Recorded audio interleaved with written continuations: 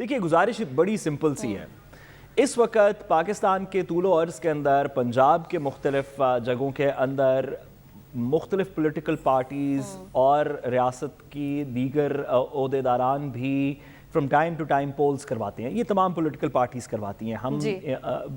اس صحافت کے دائرے کے اندر رہتے ہوئے کچھ کی ویزیبلٹی ہوتی ہے, کچھ پولز کی ہماری ویزیبلٹی نہیں ہوتی, لیکن جتنی بھی پولز اب تک ہوئے ہیں اس کے اندر تحریک انصاف کی جو پاپولیرٹی ہے وہ کوئی 70% کے قریب ہے,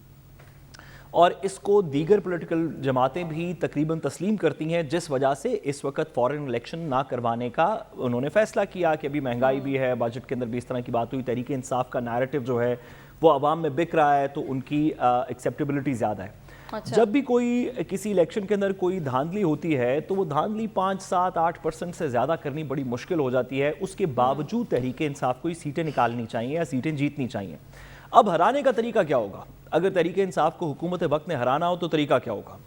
اس کا بڑا سمپل ایک طریقہ ہے جو کہ آج ہمیں سندھ کے اندر بھی نظر آ رہا ہے, وہ یہ ہے کہ آپ ریاست کی مشینری کو یا پیچھے کر دیں اور وہاں پہ دنگا فساد ہونے دیں, جس طرح اس وقت سندھ میں ہو رہا ہے کہ پولیس نظر نہیں آ رہی اور دنگا فساد ہوا, یا پولیس کو اس کے اندر شامل کر دیں, ریاست کی مشینری کو اس کے اندر شامل کر دیں,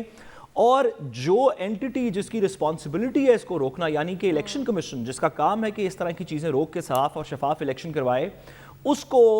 وہ ایفیکٹولی اس کے اوپر کوئی کارروائی نہ کرے, جس طرح کہ آج سندھ کی تمام کمپلینٹس کے اوپر ہم نے چیف الیکشن کمشنر صاحب کی طرف سے کوئی اس طرح کا مثبت بیان نہیں دیکھا.